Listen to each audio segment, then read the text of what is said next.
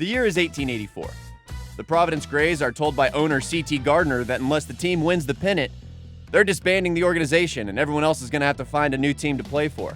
Star pitchers Charles Old Hoss Radburn and Charlie Sweeney are the two tasked with carrying the team the entire length of the season, as back in those days, most starting pitchers threw 400 innings a season, if not more. Well, something happened in the middle of the season that is possibly the greatest story in all of baseball history, by far. Not even close. Nothing comes close to the story of Charles Old Hoss Radburn and Charlie Sweeney. And most of the time, people stop at the end when Radburn wins the World Series after pitching the entire rest of the season, but there's a whole other side to the story that gets left out, and we're going to touch on that a little bit today. On June 7th of 1884, Charles Sweeney took the mound and proceeded to strike out 19 batters, setting a record that would stand for 102 years as the most batters stricken out in a single game by a pitcher. The entire town of Providence was stoked. I mean, obviously, right? The guy broke a record. He comes back into town. There's not much going on. It's 1884. What else are they going to do except read the paper and read about this guy, right? Now, Charles Old Hoss Radburn, for as good of a pitcher as he was also pretty petty and was not happy about the fact that the other pitcher, who was not him, was getting praised as the best pitcher on the team when he had for years been one of the best pitchers in the league. The two ultimately had a fight in practice that resulted in Old Hoss Radburn being suspended for quite some time, meaning that Charlie Sweeney was the only ace pitcher that they had, so they sort of had to throw him. About a month later, the team is playing an exhibition game in Woonsocket, Rhode Island, when Charlie Sweeney is clearly drunk on the mound and the team isn't really excited about it. The manager really has no choice but to continue letting him pitch, but he gives him a good talking to. You stink! You and your whole lousy operation stinks! Sweeney to stick around in Woonsocket with the woman he brought to the game, who's presumed to be a prostitute. The next day, Sweeney was slated to start on the mound, and the manager really had no choice but to start his booze-soaked starter, and that's what he did. Sweeney goes out there, deals 5 innings of shutout ball, and the manager says, hey, we probably need to put in a reliever. Sweeney says, no, I'm staying out there. 2 more innings go by, shutout ball. Manager comes out there, says, hey, buddy, we need you to go play outfield now. You've done a great job, but it's time to be done. This is the time back when it was seen as less manly if you didn't finish the entire game, so Sweeney said, hey, no thanks, I'm going to stay on the mound. The manager then proceeded to fine Sweeney $50, saying, if you don't go out there, we're going to continue to fine you.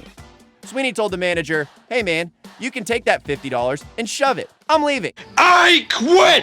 And proceeds to leave the field with the 2 women he brought to the game. Once again, presumed to be prostitutes. At this moment in time, Old Hoss Radburn's suspension is lifted, and he is now able to start pitching again. The only problem is, he is now the only starting pitcher on the roster. So what do? Do the Providence Grays go out and sign another pitcher? Do they make a trade to get some help for Old Hoss Radburn? No, instead, Old Hoss decides, I'm going to be the only pitcher on this team, and if you don't mind, I'd like to get paid the same amount as Sweeney and my current salary. So now we've got a guy who's double dipping, right? Guys pitching twice as much. This is already at a time when guys are pitching 400 innings a year. So with 43 games left in the regular season, Old Hoss Radburn proceeds to pitch 40 of them, winning 36 games in the process. Could you imagine pitching 40 games in a span of 2 months? This guy did it. Then he goes on to pitch in the World Series and wins the whole thing. That year he went 60-12, throwing 678.2 innings, 73 complete games. These are records that will never be touched in our lifetime. Never be touched ever.